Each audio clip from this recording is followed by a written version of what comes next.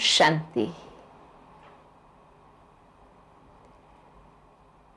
मानव जीवन सर्वश्रेष्ठ जीवन है। मनुष्य को ही सर्वश्रेष्ठ बुद्धिशाली प्राणी कहा जाता है। इसलिए मानव से ये अपेक्षा की जाती है कि उनका जीवन श्रेष्ठ रीति से व्यतीत हो, अपने आप में वो सार्थक हो। जीवन जीने के कई तरीके हैं और जीवन के लिए समय प्रति समय हमें कई प्रकार के मार्गदर्शन मिलते रहे हैं। मनुष्यात्मा के जीवन की मूलभूत भौतिक जो आवश्यकताएं हैं वो है हवा, पानी और खुराक। उसके साथ साथ रहने के लिए मकान और पहनने के लिए कपड़े। मनुष्य जीवन भर इन मूलभूत आवश्यकताओं को उपार्जन करने में ही लगा रहता है। जीवन भर उसके लिए मेहनत करता है। लेकिन इन भौतिक आवश्यकताओं के साथ साथ जीवन के लिए और दो महत्वपूर्ण बातें हैं जिनकी आवश्यकता है,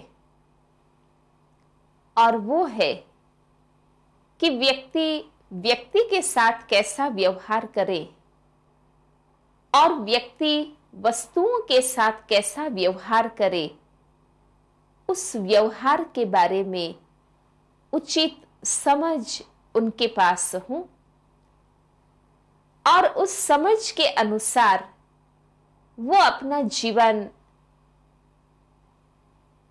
प्रैक्टिकली जी सके। उसके लिए आत्मिक शक्ति की भी आवश्यकता है। इन बातों को लेकर के ही प्राचीन काल से विभिन्न शास्त्रों के द्वारा विभिन्न मतें मानव मन को मिलती रही है। हमारे प्राचीन वेदों में भी मानव जीवन को 4 आश्रम में विभाजित किया गया है।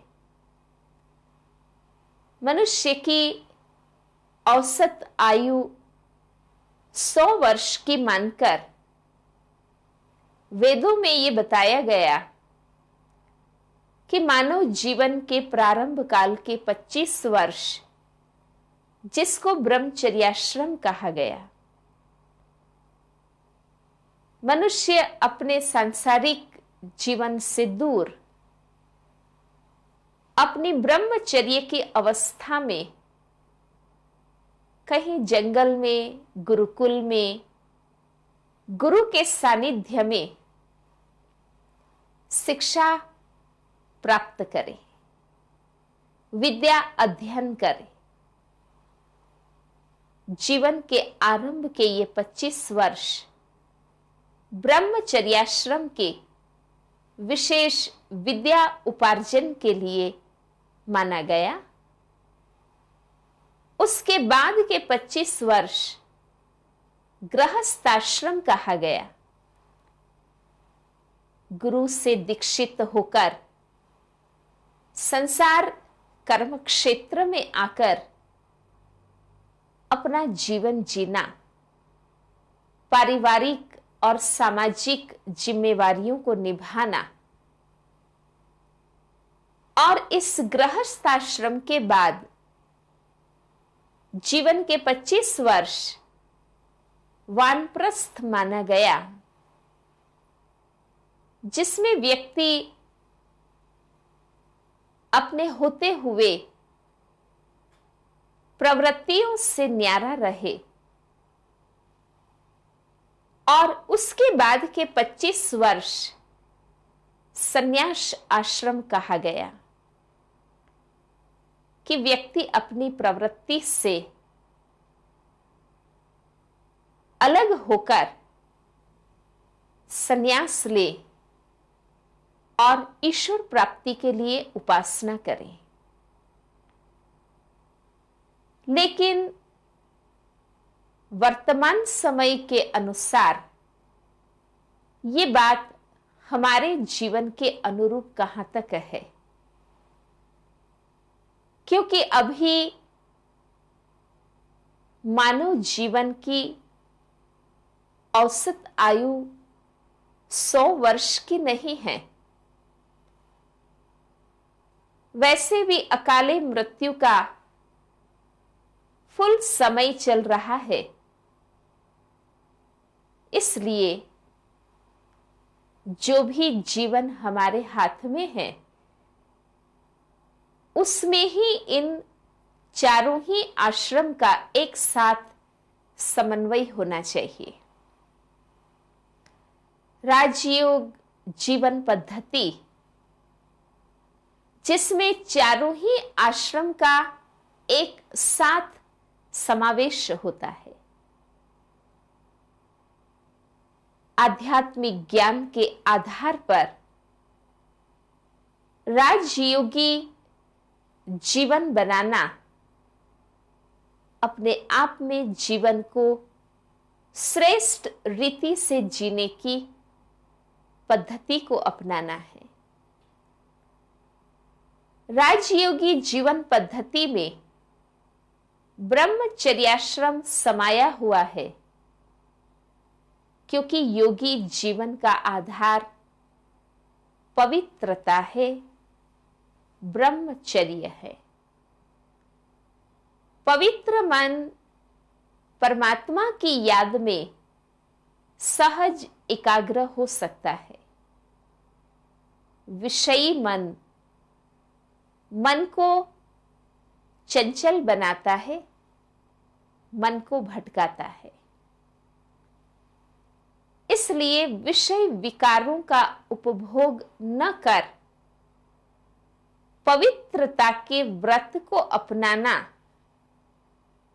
ब्रह्मचर्य व्रत को धारण करना, ये योगी जीवन का मुख्य आधार है। पवित्रता अपने आप में सर्वश्रेष्ठ धारणा है। इसलिए कहा गया है कि पवित्रता जीवन की श्रेष्ठ धारणाओं की कुंजी है। पवित्रता सुख और शांति की जननी है। हम अपने जीवन में सुख और शांति तो चाहते हैं, लेकिन पवित्रता रूपी जननी को खत्म करके सुख और शांति रूपी बच्चे हम जीवन में चाहते हैं, तो वो कहां से प्राप्त होगा। इसलिए पवित्रता ही सच्ची पर्सनालिटी है। पवित्रता ही सही अर्थ में रॉयलिटी है। इसलिए तो देखिए, पवित्र देवी देवताओं को हम नमन करते हैं, पूजन करते हैं, उनका गायन करते हैं। है ये देवी देवताएं गृहस्थ में रहने वाले ही, प्रवृत्ति मार्ग के हैं, लेकिन अपनी पवित्रता संपूर्ण निर्विकारिता के कारण ही पूजनीय है। साधु संत सन्यासी महात्माएं भी पवित्रता के कारण ही माननीय है, वंदन योग्य है। कुमारी भी जब तक पवित्र है, पूजन के योग्य है। इसलिए जब हम अपने जीवन को राजयोगी बनाते हैं,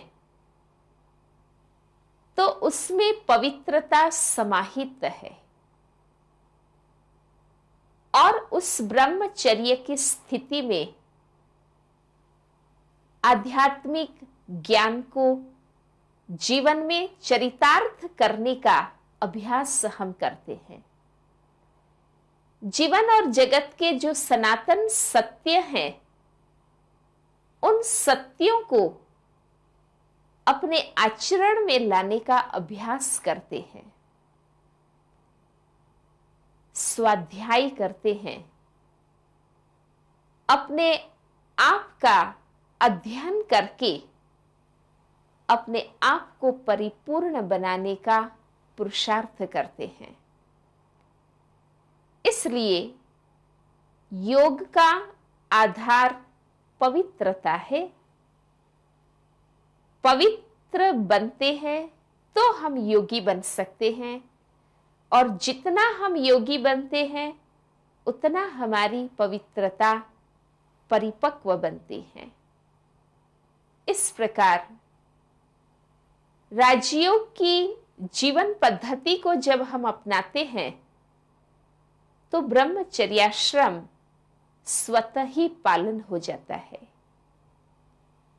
गीता में भी ये कहा गया है कि कामात जायते क्रोधः, काम से क्रोध उत्पन्न होता है, क्रोध से स्मृति नाश होता है, विवेक भ्रष्ट होता है, और कहा गया है कि विवेक भ्रष्ट जिसका होता है उसका शत मुखे विनिपात होता है। इसलिए पवित्रता अपने आप में सर्वश्रेष्ठ शक्ति है। जब हम अपने आप में ब्रह्मचर्य की शक्ति अपनाते हैं तो हम अपनी अन्य सर्व आत्मिक शक्तियों का सदुपयोग कर सकते हैं। ब्रह्मचर्य कोई निषेध नहीं है, दमन नहीं है, लेकिन एक साधना है। इस प्रकार राजयोगी जीवन पद्धति में हम प्रवृत्ति में रहते हुए पवित्र बनते हैं, योगी बनते हैं। गृहस्थ व्यवहार में रहते हुए हमें योग को कर्म में समाना है। इसलिए इसमें गृहस्थाश्रम भी समाया हुआ है। हम अपनी गृहस्थी, चाहे इस देह और इंद्रियों की प्रवृत्ति की गृहस्थी हो, चाहे दैहिक संबंधों की प्रवृत्ति हो, चाहे इस दैहिक संसार की प्रवृत्ति हो, हम अपनी इस प्रवृत्ति और व्यवहार को निभाते हुए उसमें कमल पुष्प के समान अलिप्त रहते हैं। तो राजयोग की जीवन पद्धति इतनी सहज और स्वाभाविक है कि गृहस्थ जीवन की जिम्मेवारियों को निभाते हुए, पारिवारिक और सामाजिक फर्ज अदाई करते हुए हम पिता परमात्मा के साथ योगयुक्त हो सकते हैं। बल्कि हम अपनी प्रवृत्ति को प्रगति का साधन बना सकते हैं। आज हम गृहस्थ की जिम्मेवारियों को बोझ समझते हैं। गृहस्थ एक जंजाल है ऐसा समझते हैं और उसमें हम तंग हो जाते हैं। लेकिन राजयोग की जीवन पद्धति हमें ये सिखाती है कि हमें अपनी इन जिम्मेवारियों को निभाते हुए अपने आप को कैसे ट्रस्टी बनाना है, निमित्त भाव से निर्मल स्वभाव रखते हुए निर्माणता के रचनात्मक कार्य हमें करने हैं। तो हमारी जिम्मेवारियां, हमारी प्रवृत्ति योग अभ्यास में बाधा रूप नहीं है, लेकिन राजयोग और ही हमारी कार्य क्षमता में वृद्धि करती है। जो गृहस्थ जीवन हम क्रोध से, अशांति से, अपवित्रता से चलाते हैं, उसी गृहस्थ व्यवहार को उतने ही साधनों से और उन्हीं संबंधों के साथ रहते हुए हम शांति से, पवित्रता से और आनंद से व्यतीत कर सकते हैं। इसलिए राजयोगी बनने से हमारा जीवन सही अर्थ में आश्रम बन जाता है। प्रवृत्ति भी है, फिर भी शांति और आनंद होता है। राजयोग जीवन पद्धति में वानप्रस्थाश्रम का भी समावेश है, क्योंकि अपनी जिम्मेवारियों को निभाते हुए भी, प्रवृत्ति में रहते हुए भी हम अपनी वृत्ति को उपराम बनाते हैं। वानप्रस्थ माना कि सब कुछ करने के बाद उसमें रहते हुए भी न्यारा उपराम होना, कहीं भी आसक्त नहीं होना और अपनी वृत्तियों को परमात्मा की लगन में लगाना। लेकिन ये शरीर से वानप्रस्थ होने की बात नहीं है, क्योंकि जब व्यक्ति जीवन भर सांसारिक तृष्णाओं को भोगता है, दैहिक सुखों को भोगता है और वो भोगते भोगते उसकी कर्मेंद्रियां शिथिल हो जाती है, शरीर से वो वानप्रस्थ हो जाता है, लेकिन मन की वृत्तियां वानप्रस्थ नहीं होती है। वृत्तियां और दृढ़ होती है, जो हमें श्रेष्ठ चिंतन या प्रभु चिंतन में बाधक बनती हैं। इसलिए शरीर से वानप्रस्थ बनने की बात नहीं है। जीवन में राजयोगी जीवन पद्धति का सत्य ज्ञान जिस क्षण हमें प्राप्त होता है, उस क्षण से ही हमें अपनाना होता है, अपनी वृत्तियों को उपराम करना है और वानप्रस्थ माना वाणी से पर, इस आवाज की दुनिया से दूर हमें शांति की दुनिया की ओर जाने का पुरुषार्थ करना है। हम अपनी जिम्मेवारियां निभाएं, लेकिन उसमें लेपित नहीं हो जाएं, उसी में मय नहीं हो जाए।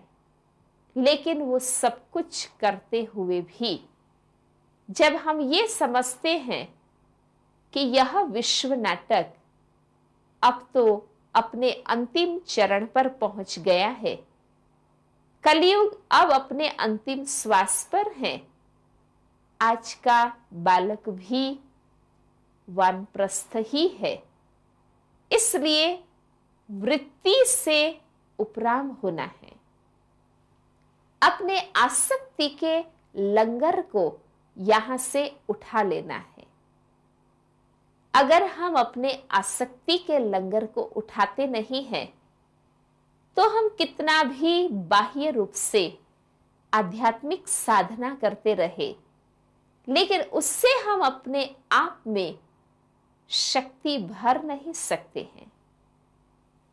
तो आसक्ति मिटाना और निमित्त ट्रस्टी बनकर, न्यारा होकर जीवन में परमार्थ को भी महत्व देते हुए उस पुरुषार्थ में लगना, ये है राजयोग की जीवन पद्धति से वानप्रस्थाश्रम का जीवन में समावेश करना। और अंतिम जो आश्रम कहा गया है, संन्यास आश्रम,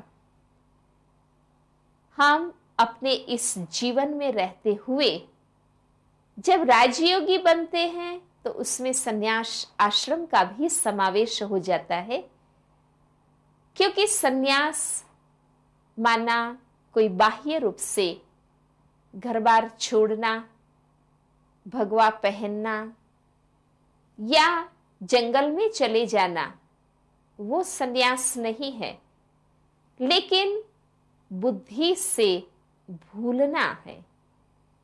छोड़ना नहीं है, लेकिन इन सबको भूलना है और एक परमात्मा से अपनी लगन को बढ़ाना है। हमें विकारों का, विकर्मों का, विकल्पों का संन्यास करना है, न कि अपनी जिम्मेवारी या संबंधों का संन्यास करना है। जब विकारों का संन्यास हम करते हैं, बुद्धि से इस देह और देह के संबंध को भूलते हैं, अर्थात अपनापन, मैंपन या मेरापन हम मिटाते हैं, तो हम इस दुनिया में रहते हुए भी जैसे कि बेहद के वैरागी हैं, बेहद के सन्यासी हैं। हमें अपना ड्रेस नहीं बदलना है, लेकिन हमें अपने आंतरिक दिल का परिवर्तन करना है। स्थान बदलने से हमारी आंतरिक स्थिति नहीं बदल जाती है, क्योंकि व्यक्ति सब कुछ छोड़कर जंगल में चला भी जाए, लेकिन वहां भी अगर देह अभिमान में रहे, आसक्तियां बनी रही, तो वहां भी हमें सांसारिक बातें याद आती रहेगी। इसलिए आज का कलयुगी संसार ही कांटों का जंगल है और शरीर रूपी इस विचित्र गुफा में हम बैठे ही है। भ्रकुटी के आसन पर स्थित हम आत्माएं हैं। जब प्रभु से हम योग युक्त हो जाते हैं, तो अपने आप हमारा बुद्धि योग, विकारी प्रवृत्ति और वृत्तियों से दूर होने लगता है। इस प्रकार राजयोगी बनिए तो ये चारों ही आश्रम का सही अर्थ में जीवन में समावेश हो जाता है। ओम शांति। जीवन की चुनौतियों का सामना करना इतना मुश्किल क्यों है? क्या आप अक्सर जीवन के प्रति उदासीन हो जाते हैं? आप अपने मन का उसकी पूरी क्षमताओं के साथ प्रयोग करते हैं? 70% से अधिक रोगों का कारण मानसिक तनाव है। तो आइए अच्छे स्वास्थ्य के लिए राजयोग द्वारा अपने मन को स्वस्थ बनाएं। तनाव मुक्त जीवन का सुख लेने के लिए प्रजापिता ब्रह्मा कुमारी ईश्वरीय विश्वविद्यालय द्वारा सिखाए जाने वाले सहज राजयोग के माध्यम से अपनी मानसिक व आध्यात्मिक शक्तियों को पुनः जागृत कीजिए। किसी भी आयु, धर्म, संस्कृति अथवा राष्ट्रीयता वाले व्यक्ति इसे आसानी से अपना सकते हैं। विविध प्रशिक्षण जैसे स्वप्रशासन एवं नेतृत्व, तनाव मुक्त जीवन, सकारात्मक चिंतन आदि Brahma Kumari academy for a better world Mount Abu में आयोजित किए जाते हैं। अधिक जानकारी हेतु हमारी वेबसाइट bkwsu.com पर जाएं अथवा अपने स्थानीय सेवा केंद्र से संपर्क करें।